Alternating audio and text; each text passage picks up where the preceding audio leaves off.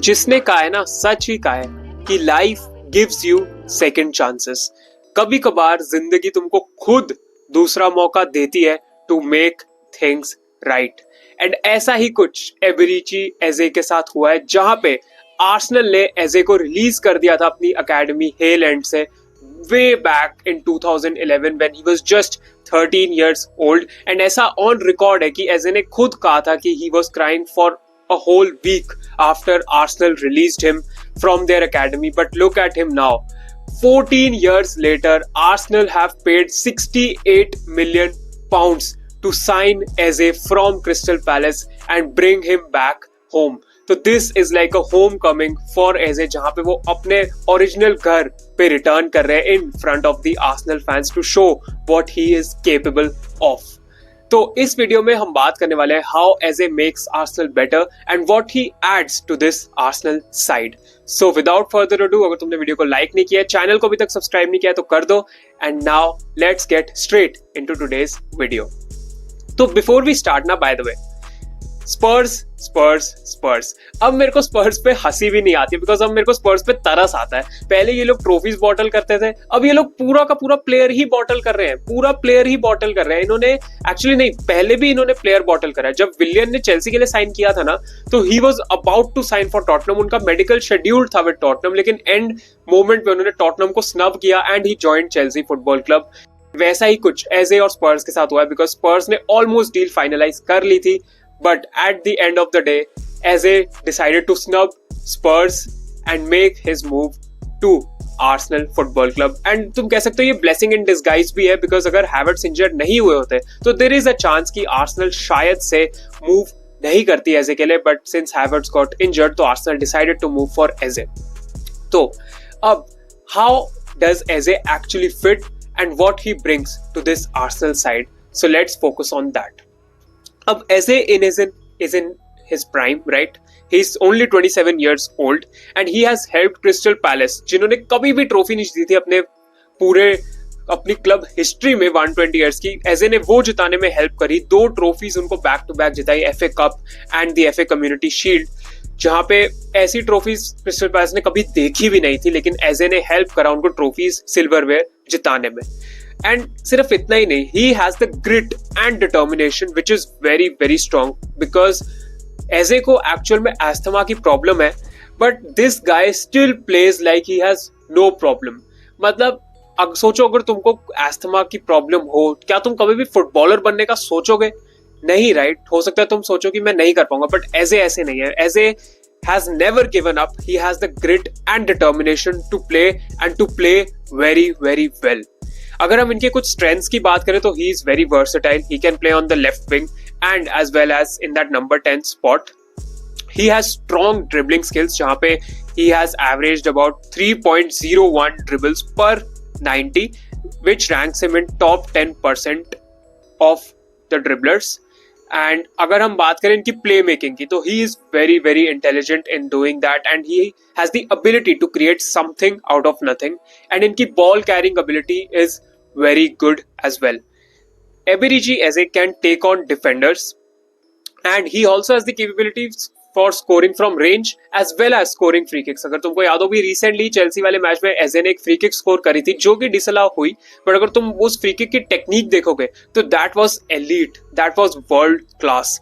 And this guy can also put in great crosses and ये बंदा बहुत सारे चांसेस क्रिएट करता है। He always has the eye to make a key pass and he has great vision to see that pass, तो जो कि शायद कोई भी प्लेयर पिच पे नहीं देख पा रहा, एज ए वो पास देख सकता। And he also gets in great positions and finds space to exploit defenses because ये बंदा बहुत अच्छे रन्स बनाता है, अच्छे से फील्ड को स्कैन कर सकता है एंड बहुत अच्छे से स्पेस ढूंढ सकता है बिटवीन डिफेंडर्स, जहां से वो अपनी टीम को बेनिफिट दे सकता है by receiving balls in dangerous areas and making something happen out of nothing.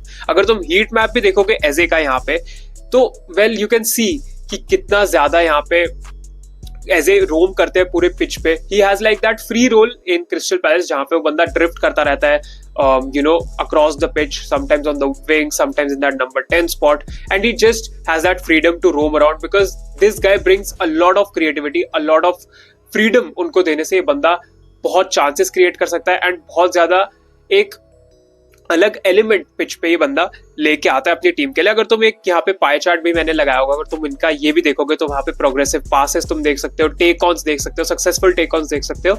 तो ये सारे स्टैट्स बताते हैं कि Eze is a very very talented player. And अगर तुम इनके कुछ स्टैट्स, गोल्स एंड असिस्ट अगर तुम क्रिस्टल पैलेस में भी देखोगे तो for a Crystal Palace side they are actually very very good and he has done this season in season out. हमको याद है कि Eze also did this with Olise, जब ओलिसे क्रिस्टल पैलेस में था, एंड उनके जाने के बाद भी Eze has done this consistently, which is absolutely amazing for Arsenal fans. And अगर तुम थोड़ा सा वीकनेस की अगर बात करें तो sometimes he makes that heavy touch, and you know कभी कभार होगा कि he will take that heavy touch and you know gets sloppy in possession, या फिर कभी कभार you know he can get off, he can be caught off possession। मतलब basically ये बंदा प्रेसिंग ज्यादा नहीं करेगा and there is a chance कि ट्रैकिंग बैक में थोड़ा सा he might not do that, like working hard of the ball, working hard really really of the ball for his team. हो सकता है बंदा उतना ना करे, नॉट सेइंग कि बिल्कुल नहीं करते, he does but not that much, like he is not someone who would work really really hard off the ball, but हाँ on the ball अगर तुम ऐसे को बॉल दोगे तो yes he can make a lot of things happen for you and he can create a lot of chances for a team like Crystal Palace। तो सोचो Crystal Palace में उन्होंने इतने chances create करे, तो Arsenal में तो the quality of players around him would be so much more as well। तो सोचो और कितने chances ऐसे create कर पाएंगे in an Arsenal shirt। अगर हम थोड़ा सा और बात करें एजे के बारे में तो well he is very very talented, जैसा कि मैंने बोला, एंड प्रीमियर लीग के लिए he is very physical as well. तो मतलब ऐसा नहीं कि he would lack physicality, he is Premier League proven, तो आर्सेनल को वहां भी कोई दिक्कत नहीं आएगी बिकॉज इस बंदे ने ऑलरेडी प्रीमियर लीग में season in season out perform करा है।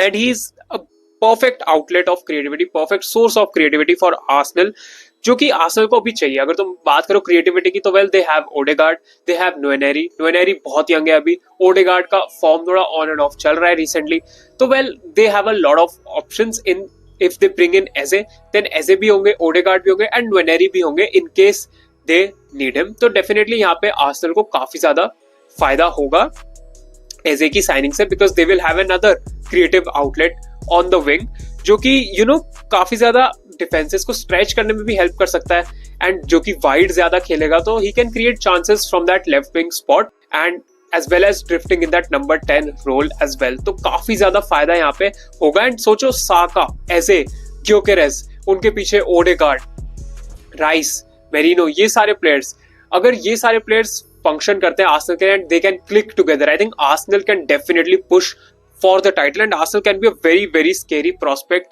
this season, because अगर Eze, Gyökeres and Saka की जो ये front line है, if it clicks it would be very very dangerous for all the teams in the Premier League। That is what I believe। That is it from my side। I think Arsenal के लिए ये बहुत ज्यादा बढ़िया signing है, जिस वे से उन्होंने टॉटनहम से छीना एजे को, that is funny in itself.